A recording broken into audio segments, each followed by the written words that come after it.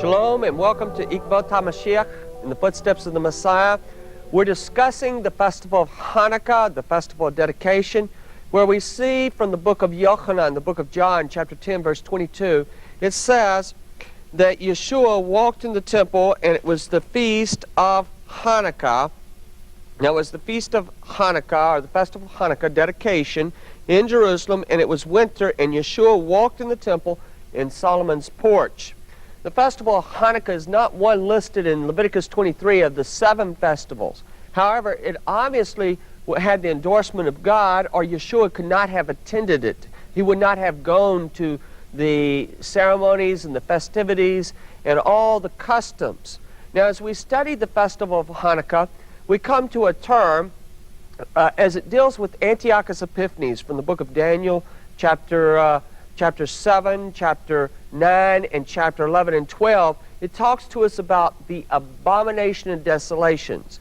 Antiochus Epiphanes was the arch villain at the time of Judah the Maccabee, and he had desecrated the temple, sacrificing a sow pig upon the altar and placing an image, a statue, within the Holy of Holies, or within the holy place, the HaKodesh, the room where you have the 7-branch menorah, the table of showbread, and the altar of incense. That statue that he placed there was a statue of Zeus Kyrios, and it had his own face on it. Now that was called the abomination of desolations.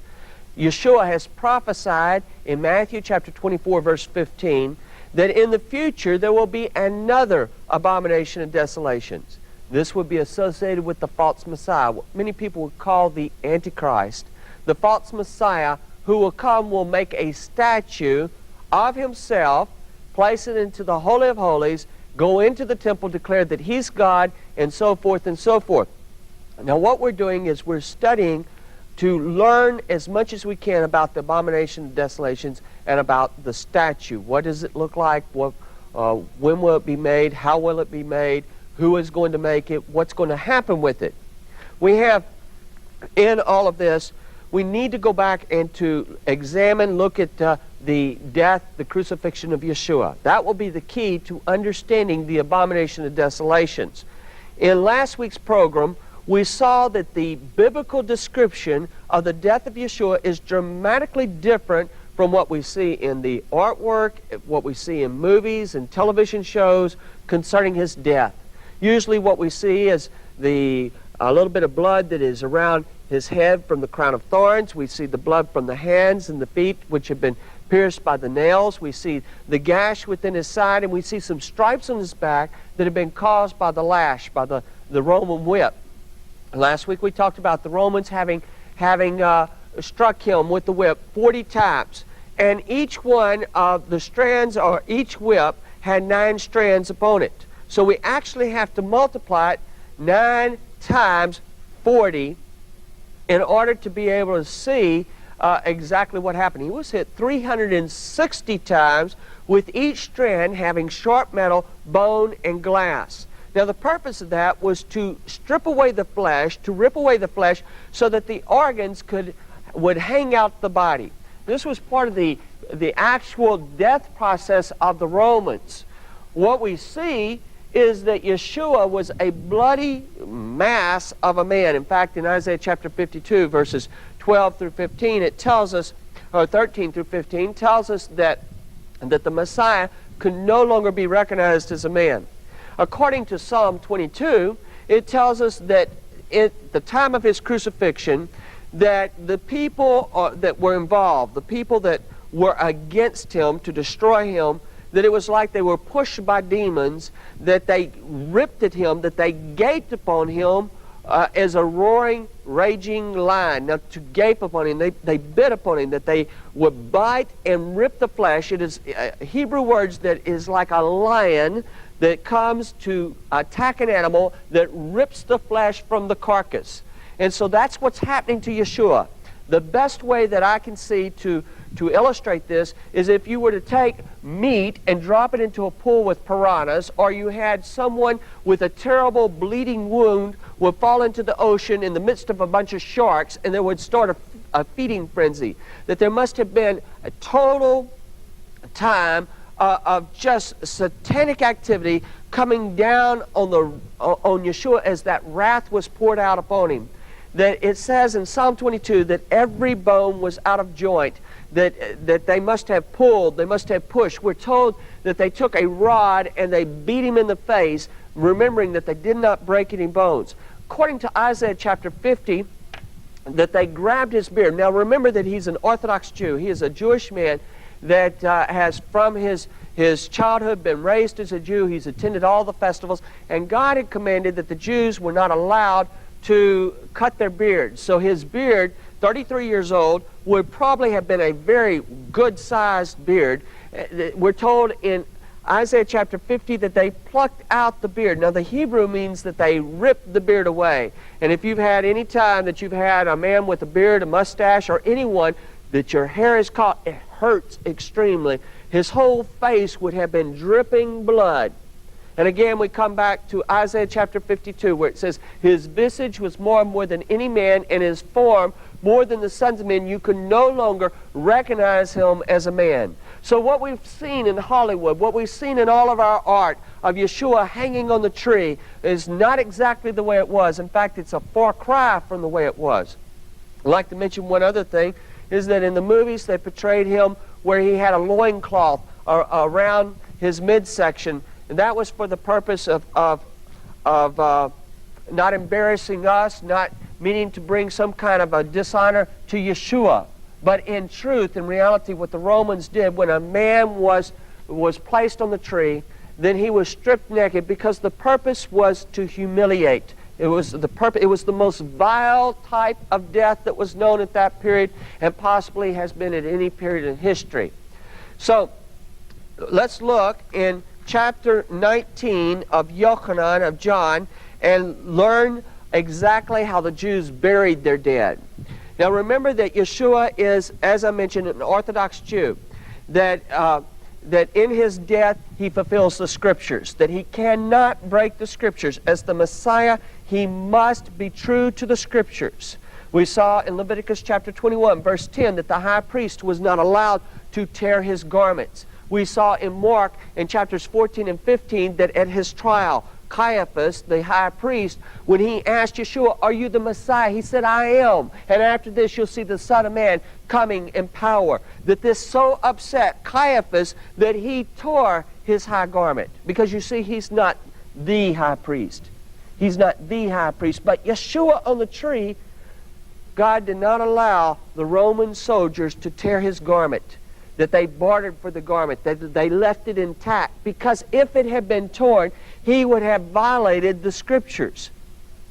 So that in mind, looking in chapter 19, verse 38 of the book of Yochanan, the book of John, it says, after this, Joseph of Arimathea, being a disciple, a Talmudic student of Yeshua, but secretly for fear of the Jews, asked Pilate that he might take away the body of Yeshua, and Pilate gave him permission. So he came and he took the body of Yeshua. And Nicodemus, who at first came to Yeshua by night, also came, bringing a mixture of myrrh and aloes. Now, myrrh, this is still a review from last week, is a scented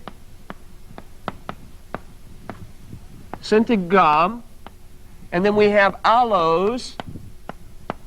You know what aloes are. That's like the aloe vera. You tear off the aloe plant, the leaf of the aloe plant, and there's a sap that comes out. And that sap is used for cosmetics. It's very soothing. Now, so we have a sap and we have gum, and they're going to put 100 pounds of this. We're also told in this passage in chapter 19, we're told that they took the body of Yeshua and bound it in strips of linen. So let's get this. Strips of linen. Strips of linen with the spices. Now the spices would be the myrrh and the aloes, as the custom of the Jews is to bury. Now if you'll hold your hand here, let's turn back to Yochanan chapter 11, and we're going to see see Lazarus coming out of the grave, and in Lazarus we'll be able to tell more about the custom of the Jews in their burial. And it tells us in this chapter, verse 43, now when he had said these things, he cried with a loud voice, Lazarus, come forth. And he who had died came out bound hand and foot with grave clothes. Now notice that he comes out under his own power. They do not go in to get him. And so we are able to see that obviously each leg was going to be wrapped separately rather than him having one cloth over his entire body. And that will be critical in understanding exactly. It's kind of like a mummy that is wrapped each separate leg, and he is able to walk out under his own power. If he had been in one thing, he would have had to hop out. But that's not the idea that we get as we read chapter 11. Now we're also told that his face was wrapped with a cloth. So we have the linen strips, and we have the face is wrapped with a cloth.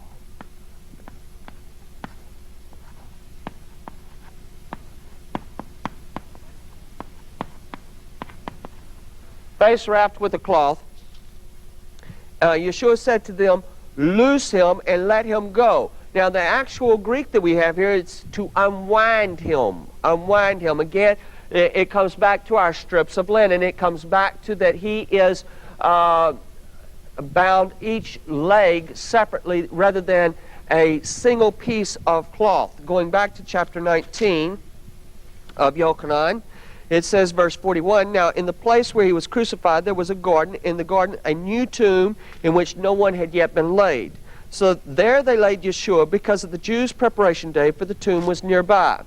Now on the first of the week, Mary Magdalene came to the tomb early, while it was still dark, and saw that the stone had been taken away from the tomb."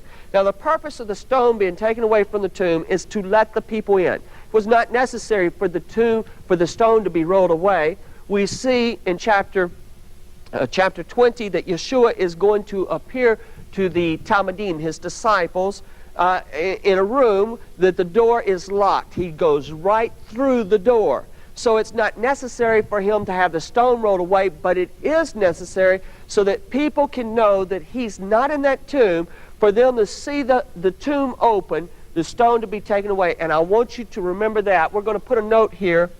The stone rolled away.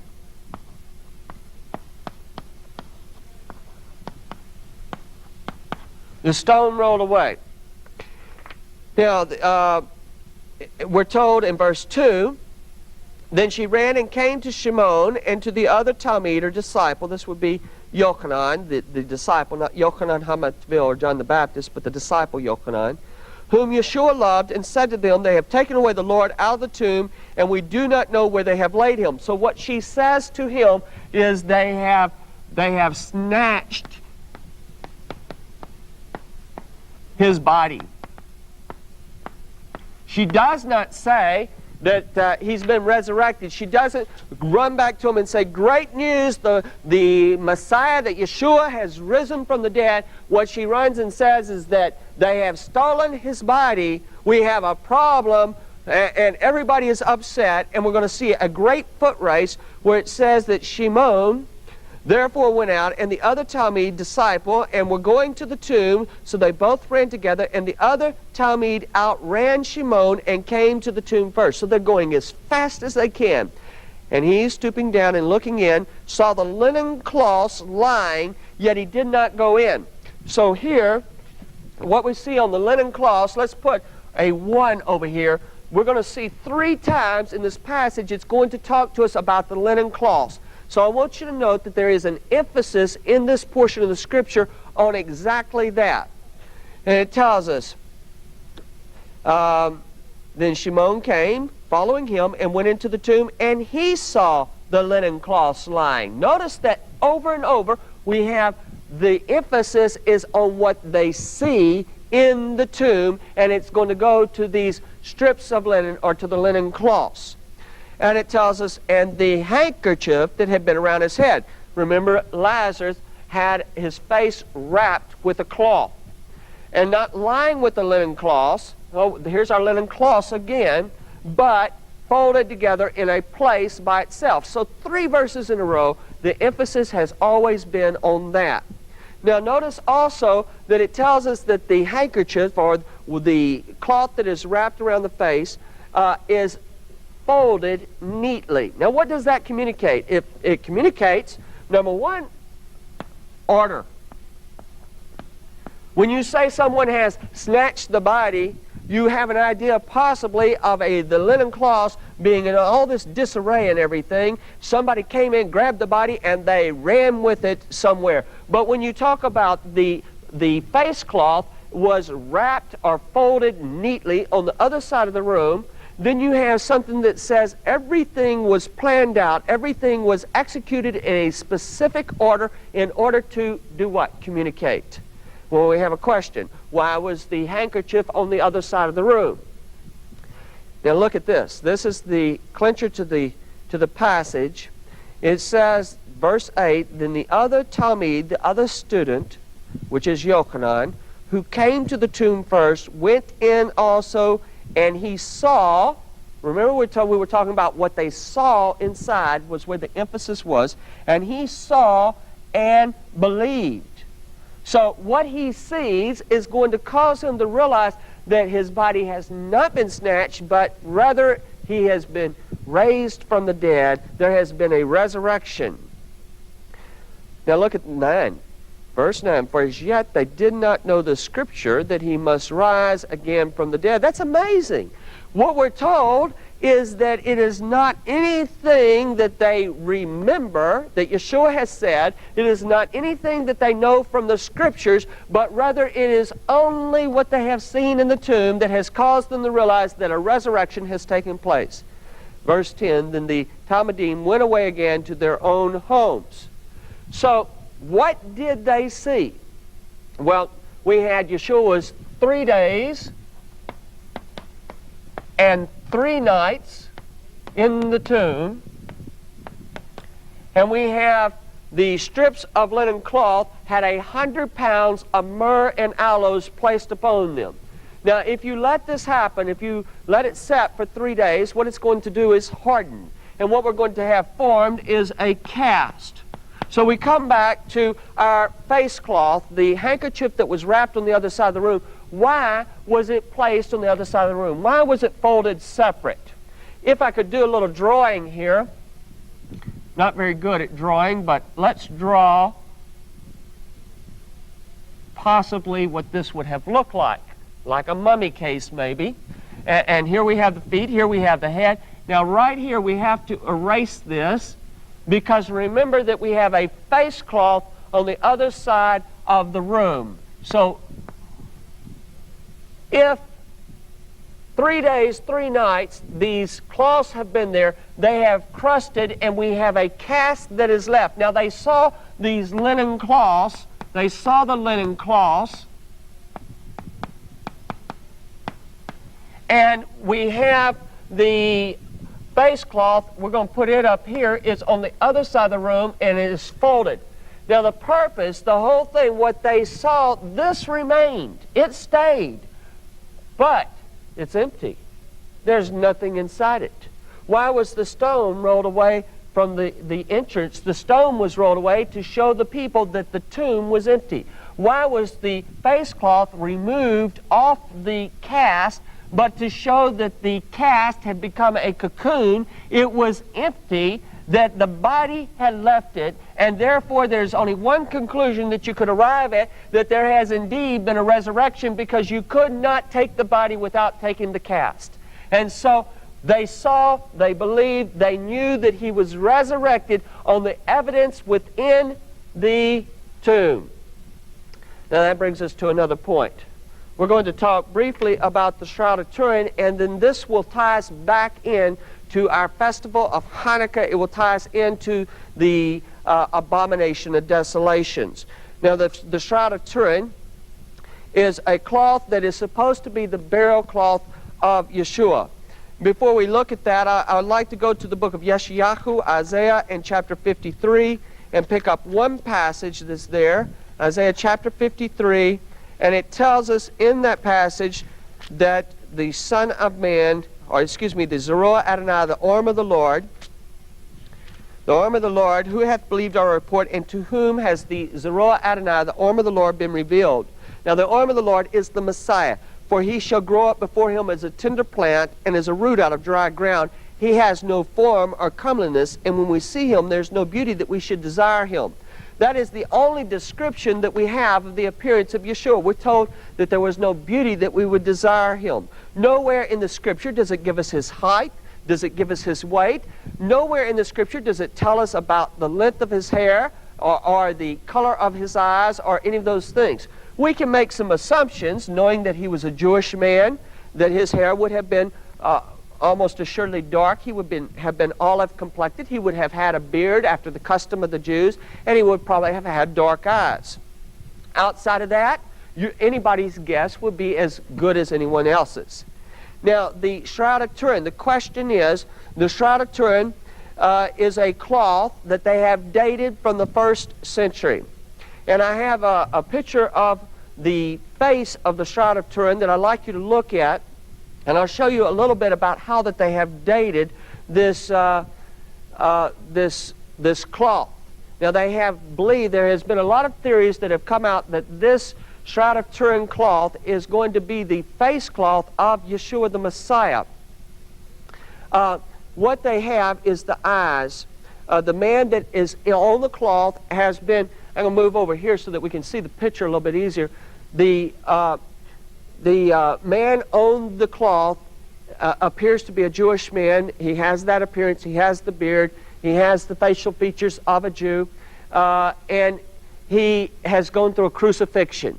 There are the wounds of the crucifixion. In fact, the wounds will parallel the wounds that we have. Now, this is the full body picture, and you can see in this the wounds, some of the wounds that are there. On close examination, you would see a little bit of blood up here at the head from like a crown of thorns. There are holes within his hands, within his feet, and a gash within his side. There are also, on the back side of this, there are some marks from being whipped. Now, those are the type of wounds that we see in Hollywood, but yet those are not the type of wounds that we have seen in the Scriptures. This man has a beard. This man has a beard, and as you can see in this picture, he has a beard, and but in Isaiah 50, the Messiah had his beard ripped away from him.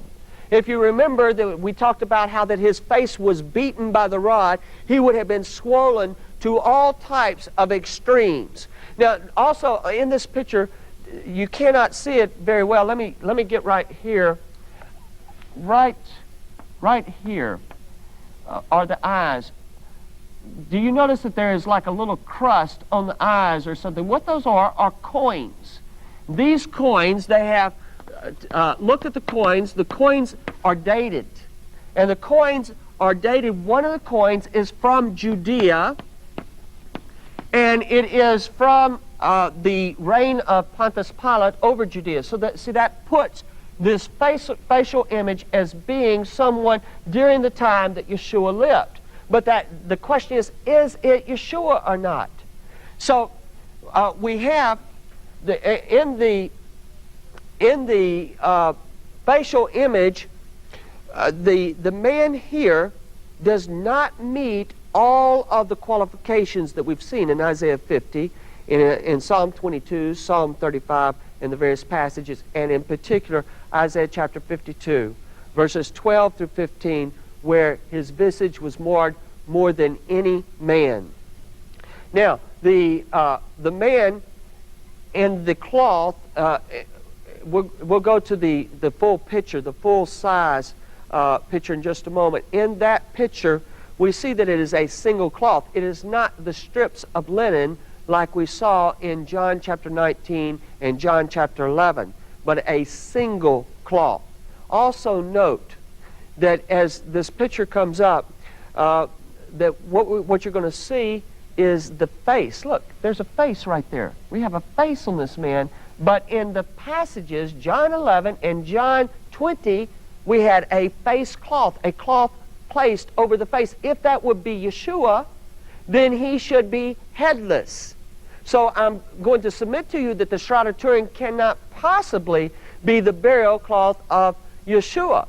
In addition to this, we have more that's coming in, because these coins, the coins are tremendous evidence against the shroud being the burial cloth of Yeshua. Because you see, the Greeks, the Romans, believed that there was a river called the River Styx. Now, the River Styx was in the underworld. It went to Hades. And in Hades, you had the land of the dead. The River Styx separated the land of the dead from the land of the living. And when you would die, you would go to the underworld, you would go to Hades, and you had to cross the River Styx. But there's a problem, because there is a boat to carry you across and a boatman. The only way that you can cross the River Styx is you have to pay the boatman a price. Therefore, the pagans buried their dead with coins on the eyes. But remember that God would not allow the Roman soldiers to tear the garment of Yeshua, because He is the Messiah and He cannot in any form, any fashion, break the Scriptures. And the Jews, the Orthodox Jews, were not allowed to be buried with coins on their eyes or in their mouth, and especially coins that would be from the Romans, the Greeks, the Babylonians, because they depicted Roman men, Roman gods, Roman goddesses, and that was paganism in its worst sense. So what we see is the Shroud of Turin, even though science has shown that it is not a fake, it is something that is real, it cannot possibly meet the qualifications of being the burial cloth of Yeshua. As we continue on in the footsteps of the Messiah, we're going to look at the Shroud of Turin and what it means.